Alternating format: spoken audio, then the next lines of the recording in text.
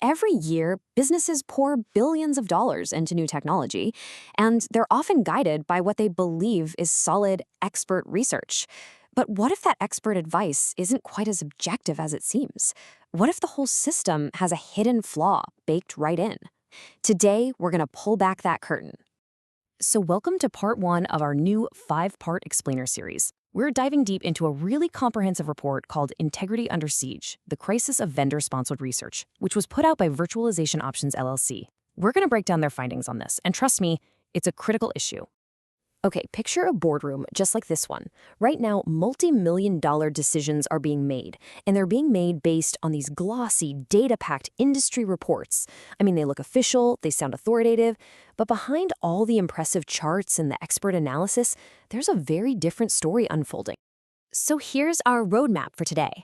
First, we'll look at the alluring promise these reports make. Then, we're going to uncover the hidden peril that's lurking just beneath the surface.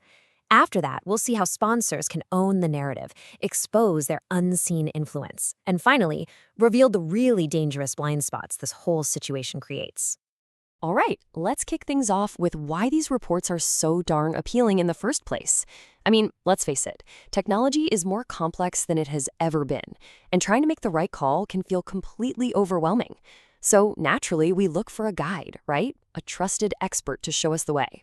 And that's exactly the role these reports promised to fill.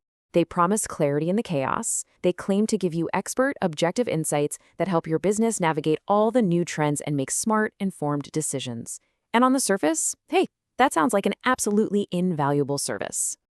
But, and you knew there was a but, beneath that shiny surface of expertise, there's a fundamental problem. It's a conflict of interest that is baked right into the system itself. And this really lays out the two sides of the coin perfectly. On one hand, you've got the promise, these amazing expert insights that help you make critical decisions.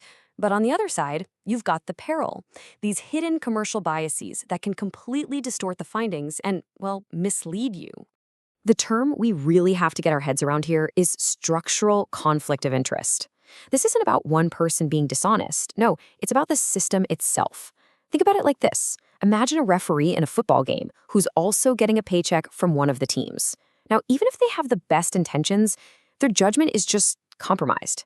And that's the tension we're talking about here, this constant clash between searching for the truth and protecting a business's bottom line.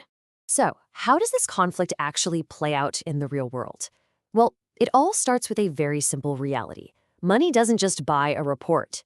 It can buy control over the entire story. It's a really simple but incredibly powerful dynamic.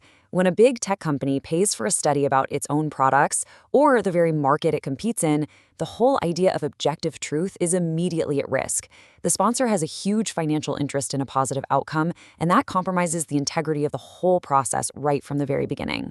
The source report we're looking at puts it perfectly. It says, this concentration of influence raises serious questions about whose interests are truly being served by ostensibly independent research.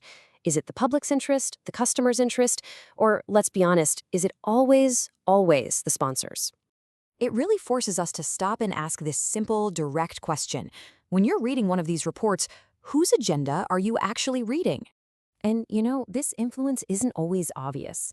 In fact, some of the most powerful control happens completely behind the scenes, shaping the research agenda long before a single piece of data is ever collected. This tends to happen in three key stages. First, the sponsors get to set the priorities. They choose to investigate questions that just so happen to align perfectly with their marketing messages. Second, and this is so important, they engage in what's called topic suppression. Any questions that might be critical of their products or their business models, those often get ignored, or the funding for them just quietly disappears. And the result? We're left with a skewed public record, where our understanding of technology is shaped not by open inquiry, but by a commercial strategy. So this brings us to the most important question of all. Why does any of this matter? What are the real-world consequences for you, for your company, for all of us? When you add it all up, the cumulative effect is just profound.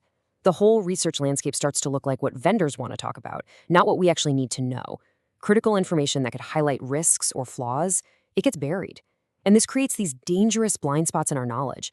And ultimately, the very people making those multi-million-dollar decisions are being guided by an incomplete and frankly, a potentially misleading picture. So we're left with this really critical question to chew on. We rely on research to give us answers. But what happens when the whole system is paid not just to find certain answers, but to actively avoid asking the most important questions? We're going to dig into that more in our next explainer.